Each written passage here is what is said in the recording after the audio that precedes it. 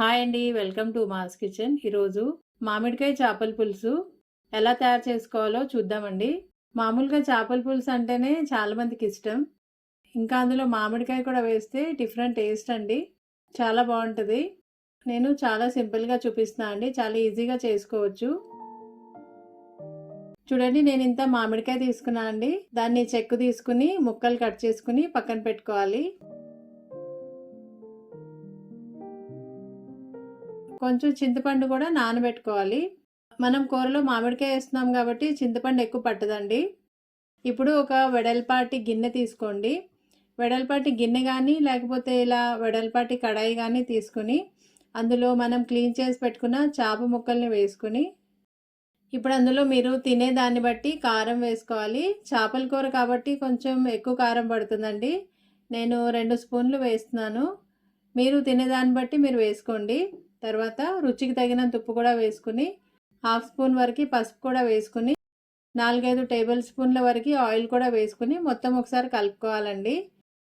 మామూలుగా కూరకి ఎంత ఆయిల్ పడుతుందో ఇప్పుడే అందులో వేసుకుని మొత్తం ఒకసారి కలుపుకోవాలండి. ఉప్పు కారం ముక్కలకి బాగా పట్టించాలి. చాలామంది చేపల పులుసులో మామిడికాయ వేసుకుంటే అల్లం వెల్లుల్లిపాయ పేస్ట్ వేయరండి. నేను కొంచెం వేస్తున్నాను. ఇప్పుడు అల్లం వెల్లుల్లిపాయ పేస్ట్ కూడా వేసుకుని మొత్తం ఒకసారి కలుపుకోవాలి. చూడండి, ఉప్పు కారం ముక్కలకి ఇలా బాగా పట్టించుకుని ఇప్పుడు అందులో 2 ఉల్లిపాయలు మిక్సీలో కచ్చాపచ్చగా గ్రైండ్ చేసుకుని వేసుకోవాలి.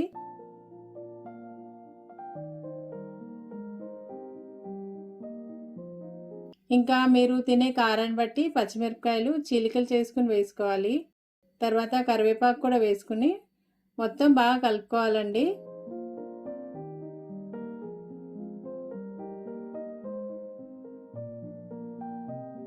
ఇప్పుడు అందులో చింతపండు పులుసు పోసుకుని ఒకసారి చూడండి పులుసు సరిపోతుందో లేదో, లేకపోతే కొంచెం వాటర్ యాడ్ చేయాలి. ముక్కలు మొత్తం మునగాలండి. చూడండి, ఇలా ముక్కలు మునిగేంత వరకు వాటర్ పోసుకుని మొత్తం ఒకసారి కలుపుకొని తర్వాత స్టవ్ వెలిగించుకుని స్టవ్ మీద పెట్టి ఉడకనివ్వాలి.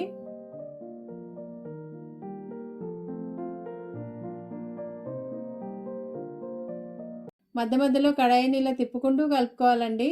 అప్పుడు ముక్కలు ఈవెన్గా ఉడుకుతాయి. చూడండి, చేప ఆల్మోస్ట్ ఉడికిపోయింది. ఇప్పుడు మనం అందులో మామిడికాయ ముక్కలు వేసుకోవాలి. మామిడికాయ ముక్కలు చాలా త్వరగా ఉడికిపోతాయండి. వీటికి ఎక్కువ టైం పట్టదు.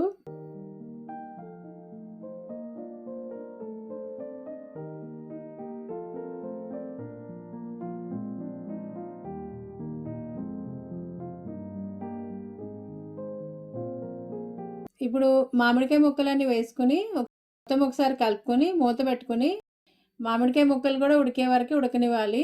చూడండి, 10 నిమిషాల తర్వాత ముక్క ఉడికిపోయింది. ఇంకా ఆయిల్ కూడా సెపరేట్ అవుతుంది. మనం మామిడికాయ చేపల పులుసు రెడీ అయిపోయినట్టే అండి. ఇప్పుడు లాస్ట్లో కొత్తిమీర వేసుకుని స్టవ్ ఆఫ్ చేసుకోవాలి.